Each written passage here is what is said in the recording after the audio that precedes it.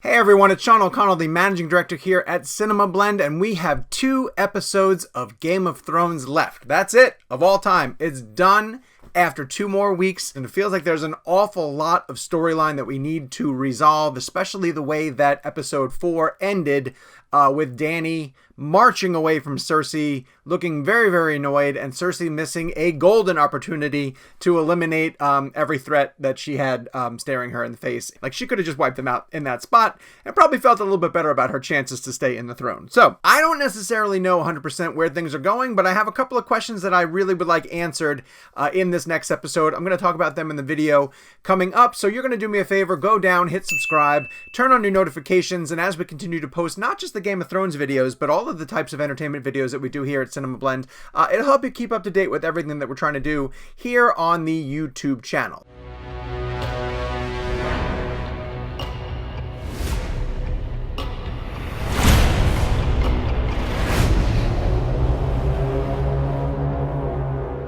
I don't think any of you guys can necessarily argue with the fact that this season feels rushed.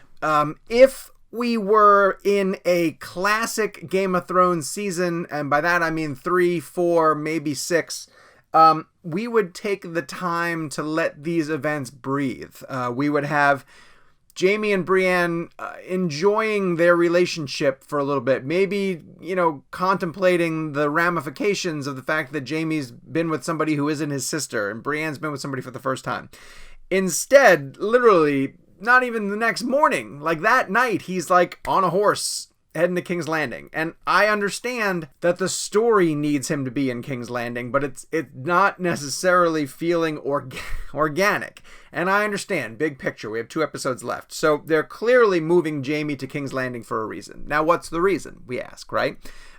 He's got to have a confrontation with Cersei, I believe. But is he going to be the one to take Cersei out? Is he going to side with Cersei? He just abandoned his family, not abandoned, but chose the fight in the north against the Night King and the White Walkers because he recognized them as the greater threat, even though Cersei said to him, look, stay here. We need you in King's Landing. But he chose to side with Tyrion, and they're going to have to contend with what Cersei is, has always been, has become the monster that she is. So there will be some type of resolution to that confrontation, I assume. But the reason why I'm on the fence about Jaime being the one to take out Cersei for a couple different reasons. A, she's always got that wild card to hold over him about the fact that she's pregnant. I don't know if she really is pregnant, and she's also using that card over Euron Greyjoy. And I don't think she's pregnant at all. I truthfully don't think. I think that that's a deception that she's choosing to hold over whoever she needs to hold it over. I think in the moment, if Jaime was ever confronted with, like, I gotta do something about Cersei, it might even be lethal, she will use the "but I'm carrying your child" card, and we know what's happened to all of their other children. It's not been pleasant. Why I'm not quite sold on Jaime will do something to Cersei or be the ultimate person to get Cersei out of the throne is that last week's episode also put Arya on a path toward King's Landing. And again, this is something that would have taken multiple episodes in a previous season, but instead we get a very quick shot of Arya and the Hound, and they're on the road again, and they both talk about unfinished business that they have in King's Landing. Now, from a storytelling point of view, you don't send Arya to King's Landing unless you want her to continue to knock people off of her list.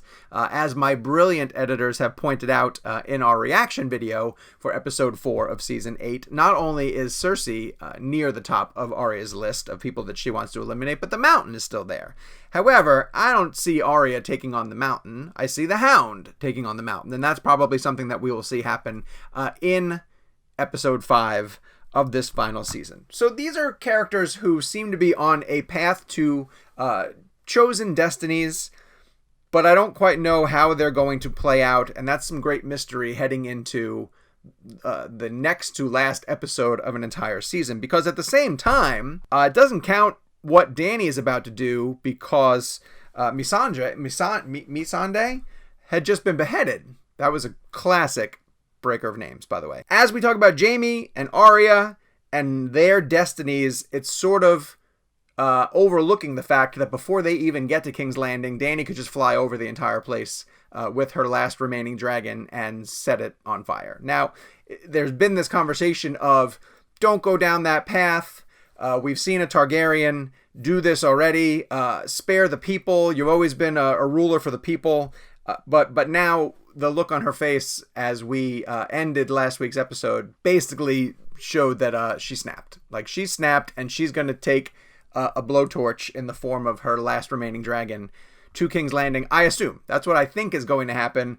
Game of Thrones likes to float out things that you assume are going to happen and then sort of subvert your expectations. So it might not. You'll notice that I haven't mentioned Jon in this entire story. And this is a legitimate critique that people are bringing up about the final season of Game of Thrones. Jon, he's been heroic, but he's kind of getting pushed aside as everyone else's stories have to sort of play themselves out. And another one who's getting pushed aside by this, and listen, I hear you guys out there. You are Sansa stands. But what's her ultimate play here? Like, is she going to, everyone keeps telling me Sansa's going to be on the throne. Well, when? Girl, back in Winterfell, and she's not necessarily showing her hand. Now, in classic Game of Thrones fashion, she could have a play in place, you know, that's just sort of spinning behind the scenes, and she ultimately will reveal herself to be something. Like, I think if episode 5 ends up being a huge confrontation at King's Landing, episode 6 could be the way that everything just sort of gets put to rest, right? Like, it could be the not very action heavy, but huge story driven beats that have to fall into place to let everybody know how the story is concluding. There's two ways that I kind of see this going. I think it's either going to be there's no throne at all. The concept of the throne doesn't exist anymore, and the realm figures out how to move on beyond having somebody in the throne. Or Dany gets the throne, gets betrayed immediately, someone else gets the throne, and the cycle perpetuates itself. So that could also be the overall lesson of the story, and I think that would be a satisfying ending. The challenge, of course, for all of this is coming up with an ending that's going to satisfy everybody, and spoiler alert, it's not going to happen. People are going to have a problem with how it ends regardless, and then some people are going to love the way that it ends. So I say we just stick around for the final 2 episodes, but I am fascinated particularly in the motivations of Jaime and why he's heading down to King's Landing. Is he sparing Brienne? Is he actually going to confront his sister? I'm definitely interested in Arya. Why is she heading down to King's Landing? Is she what ultimate goal is she trying to achieve, and what ultimate goal is the show going to allow her to achieve? I don't believe that she needs to be the all-star who gets to kill everybody on her bucket list. Taking the Night King out was pretty significant for Arya.